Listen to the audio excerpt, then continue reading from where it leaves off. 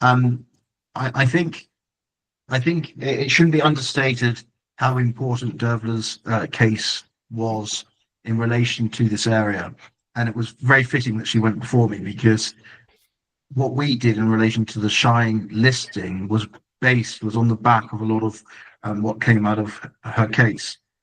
And she's very modest, but I can see a time when CEOs are individually prosecuted for converting or transferring criminal property, which are serious charges and proper charges in English criminal law.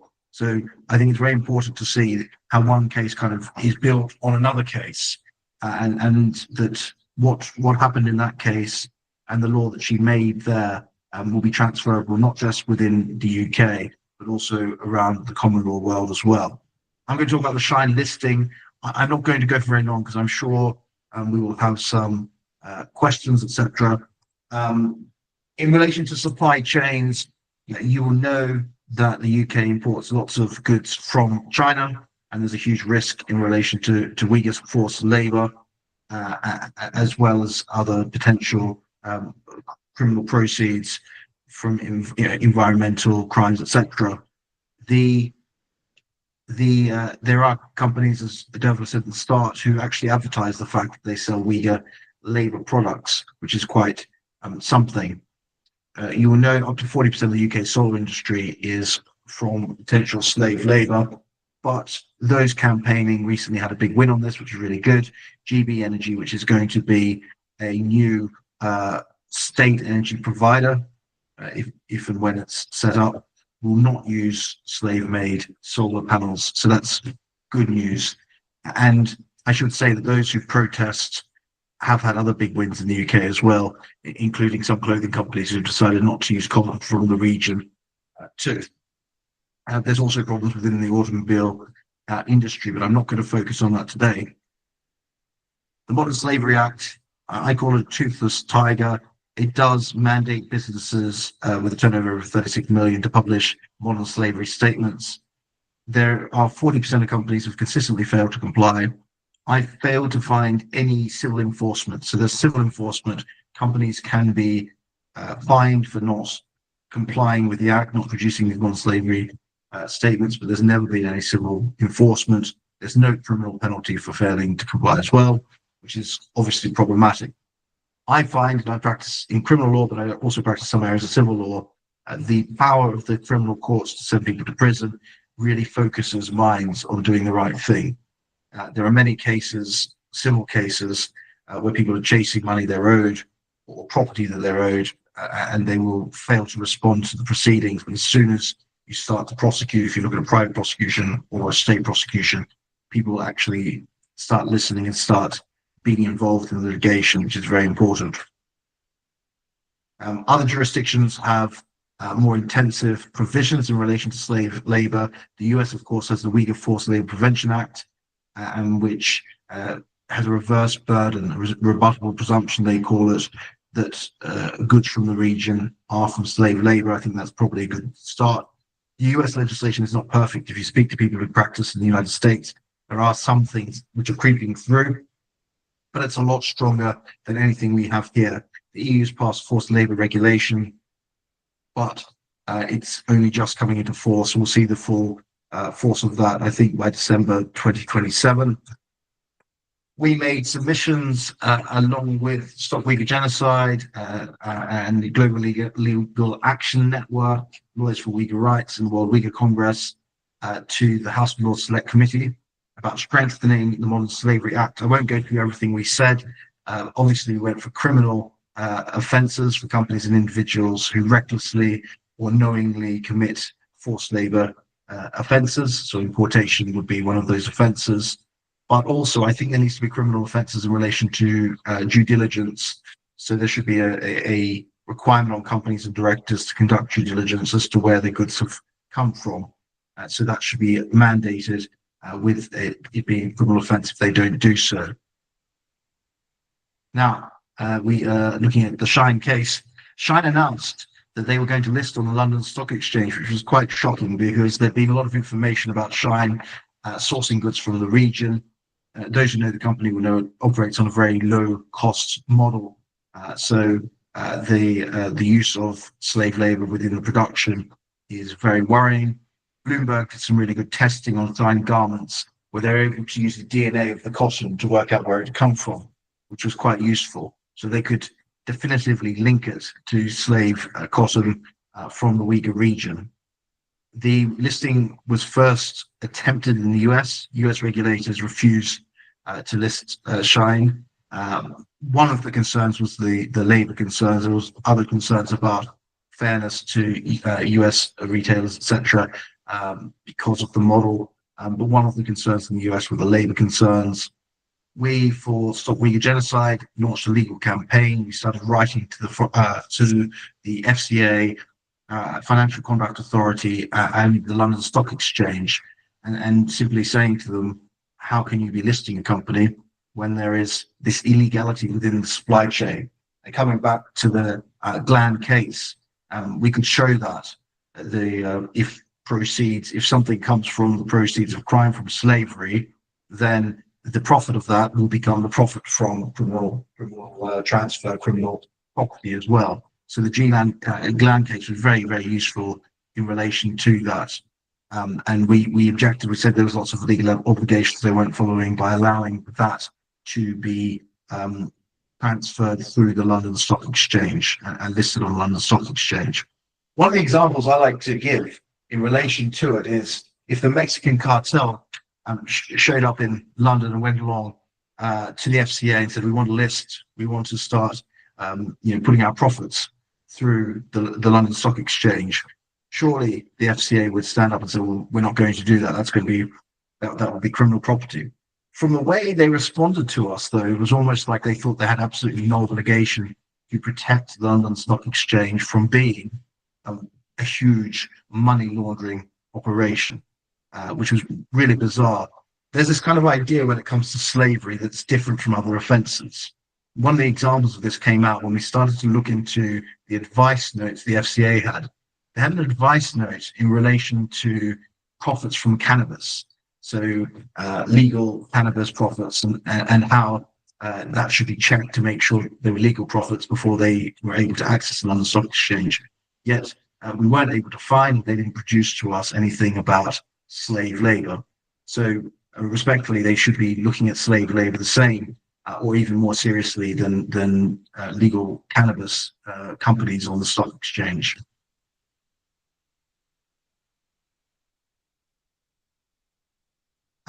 So we raised concerns about the lawfulness of approving the prospectus and admitting securities. This is a two-stage process for getting onto the London Stock Exchange.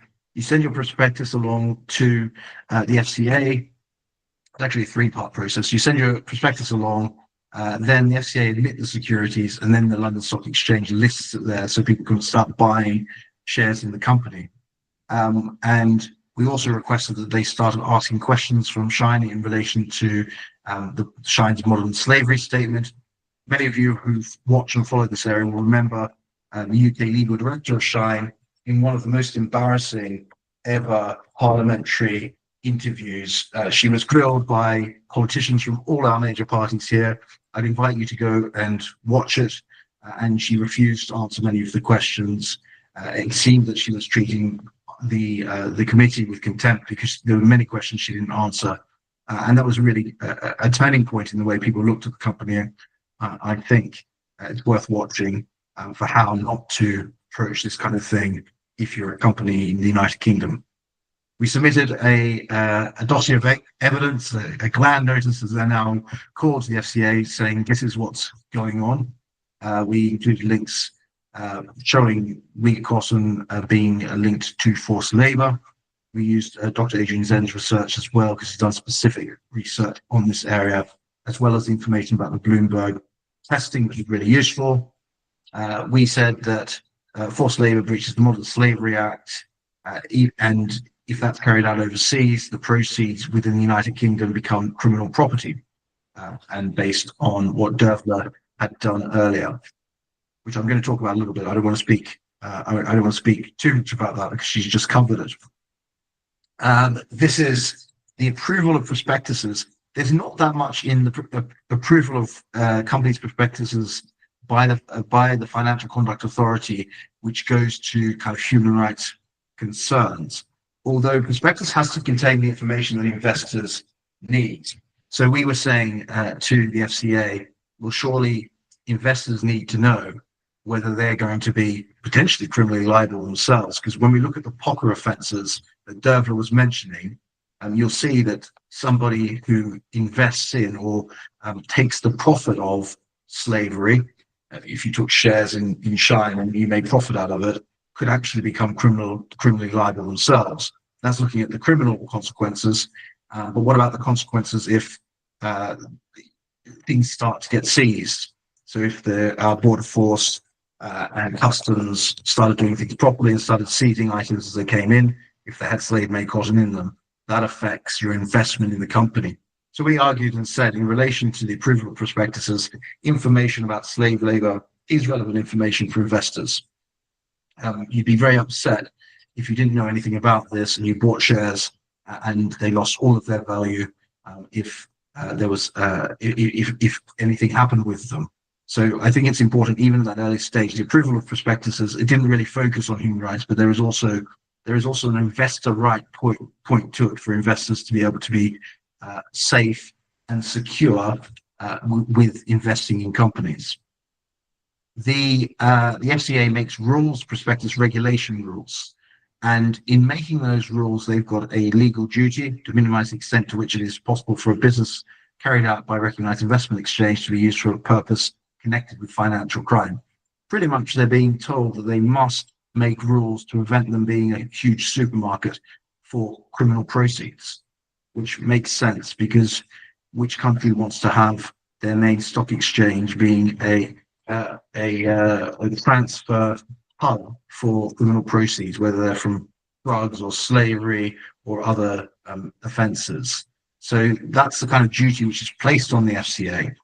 As I said before, they've looked at that duty in relation to cannabis. There's a listing notice where you can see what they do when they consider companies involved in the cannabis trade, which is mostly legal, but they haven't really considered that when it comes to slavery, and that's something they really need to look at.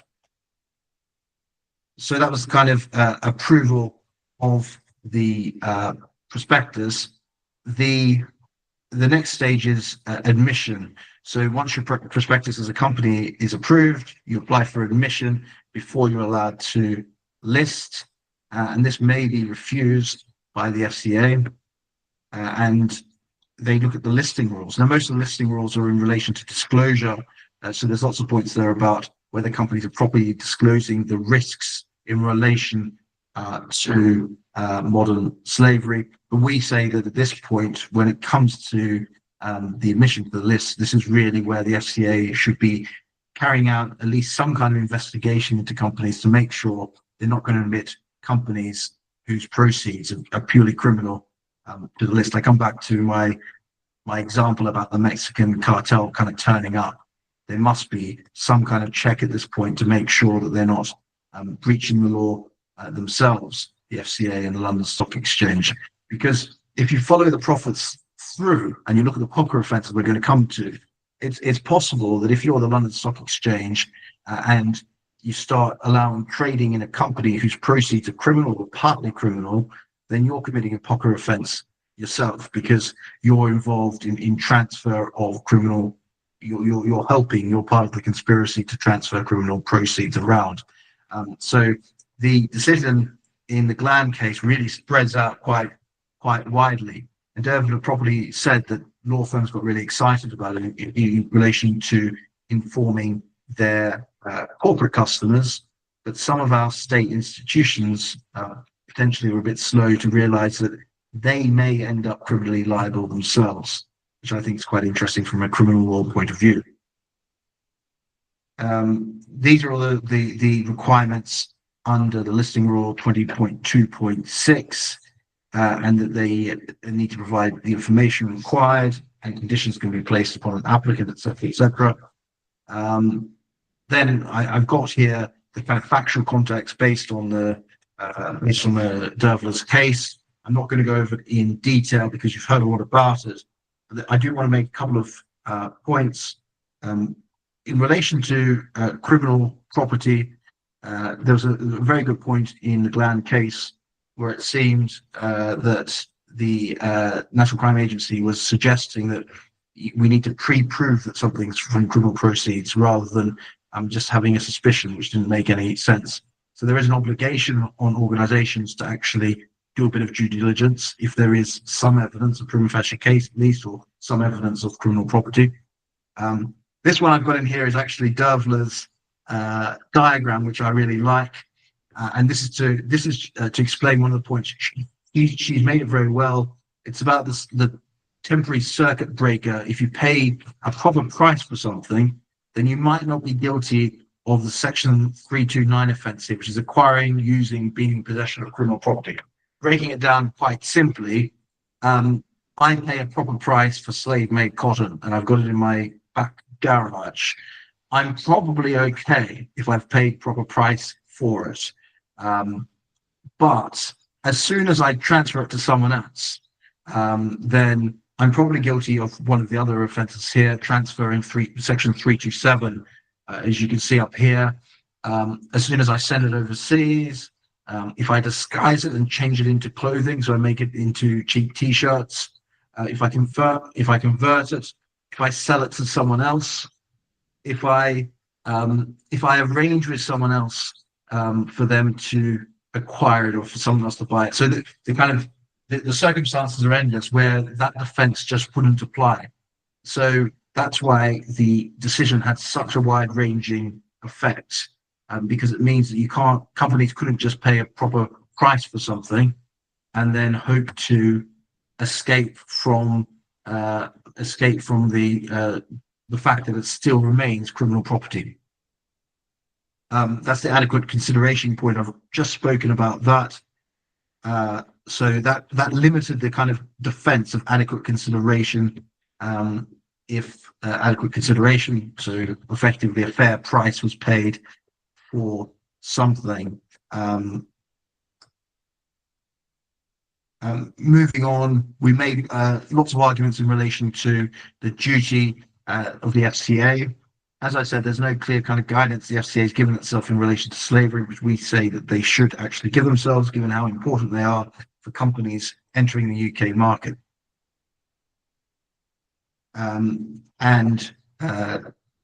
As I said, they could put the market and the London Stock Exchange in potential problems of being involved in criminality themselves and committing criminal offences themselves. There was news quite recently, a few months ago, that the listing seems to have stalled. Reuters covered it, and they said that it looks to be stalled for a number of reasons. And they said that the legal action may have been something which caused them to decide not to push through with it because of the embarrassment that would have caused if we went to court. There are also other reasons as well. But then they spoke about listing in Hong Kong. I don't think I've seen anything about Hong Kong listing going ahead recently, although I have seen an article quite recently about them considering London again. So the fight may not have been kind of finally won. They may try to come back into the United Kingdom. So we have to be vigilant in relation to that. There are so many opportunities to look at different companies in the United Kingdom because of the law as it stands. So that's quite an exciting time to work in this area of law, which is a fantastic crossover between criminal law and human rights law and investment law as well. I think I've covered most of this. The profits from supply chains being tainted by forced labour. Oh, this is quite interesting. This is something I picked up the other day, which was online. I'm not an expert in this case. It's got nothing to do with me at all.